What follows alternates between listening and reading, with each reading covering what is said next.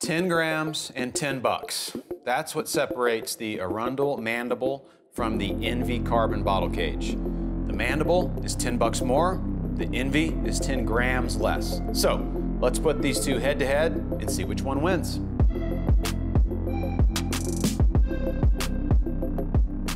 So I've got a long history with both of these brands. Arundel sent me one of the very first sets of mandibles like 15 years ago, and I've still got them. I still use them almost daily. And I've been devoted to all things ENVE for almost as long. They're my go-to choice for handlebars, stems, and seat posts, and I've got a set of ENVE wheels on just about every bike I own. In light of all that, it's gonna be tough to pick a winner. So let's start with a quick rundown of each cage. The Arundel Mandible is my #1 go-to and has been since the day I got my first pair. It has a minimal design that creates a smaller cross-section than most, but manages to provide up to 40% more bottle grabbing power than other cages. Arundel has also used a foam core in order to keep the mounting bolt area minimal but strong, which means your bottle won't get caught in the bolts when you're taking it in and out. And it works well. I've literally popped my bottles in and out of a mandible thousands of times with no issues. And in the thousands of miles I've used these cages, both on road and off, I honestly can't remember ever ejecting a bottle. But the downside to the gorilla-like grip is that if you have a fancy design on your bottle, it's not gonna last because the arms of the mandible are gonna scrape it up like crazy. Personally, I use generic bottles without many logos, so I don't really care.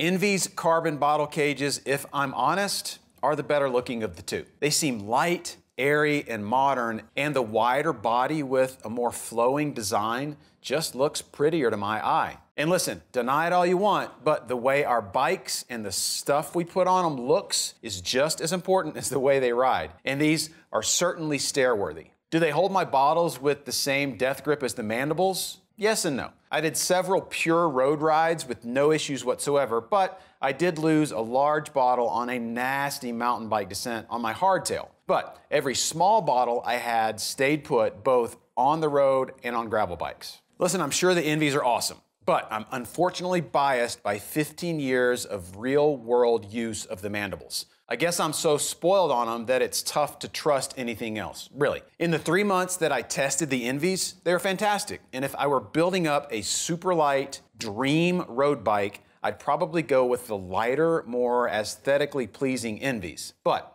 for me, the mandibles have earned their place as a mainstay. And in my opinion, they're the undefeated heavyweight champion among carbon fiber water bottle cages. And since I spend 95% of my time off-road these days, I'm gonna stick with the mandibles. Okay, now that I've delivered my smackdown judgment on the mandibles, our buddy Ian's gonna come up and ask me a few questions.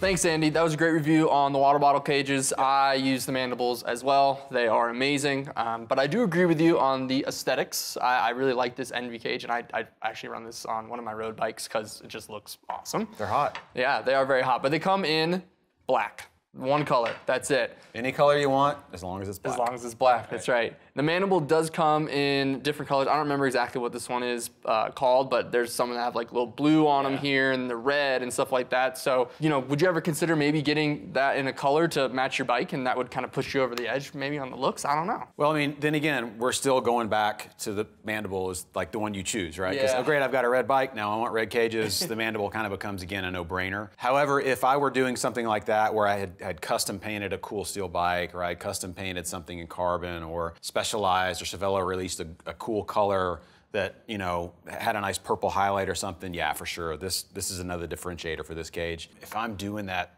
super high-end, really cool, ultra lightweight climber road bike, like, I mean, these things are just wispy and thin and modern, and they just look better than the mandibles. I hate to throw shade at the mandible, my favorite, but like they just look really cool. Yep, no, I totally agree. One other thing to keep in mind is ENVE actually came out, when they came out with their MOG, they actually came out with a different water bottle cage for gravel riding and stuff that's supposed to retain the bottle a little bit better. It's not carbon, it's actually it's like a polymer plastic of some sort.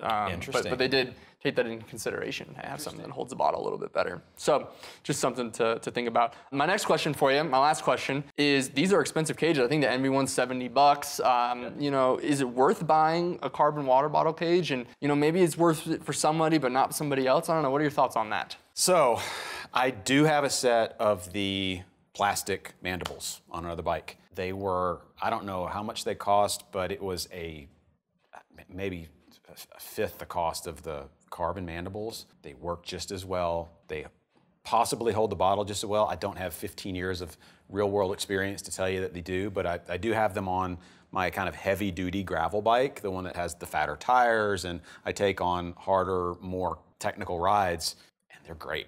As I'm riding along, do I think, oh man, I wish I had carbon cages on this bike. It would be so much faster and it would look so, no. So do you need carbon fiber cages? No. Are they great to look at? Are they functional?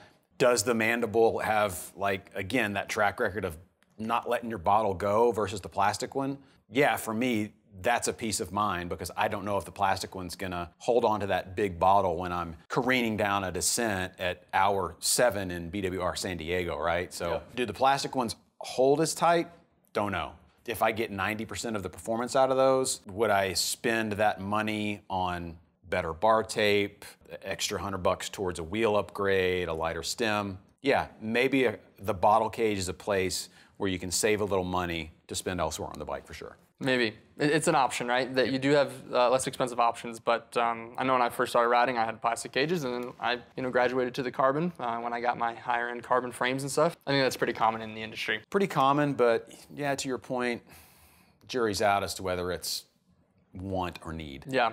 Yeah, well, those plastic mandibles that you're talking about, we carry those as well. We have a lot of options for water bottle cages, so reach out to a gearhead if you have questions about which one might be best for your bike or the conditions or, you know, the discipline that you're going to be riding. If you have any further questions for Andy, leave them down in the comments and we'll make sure to get back to those. Like the video and please subscribe to our channel.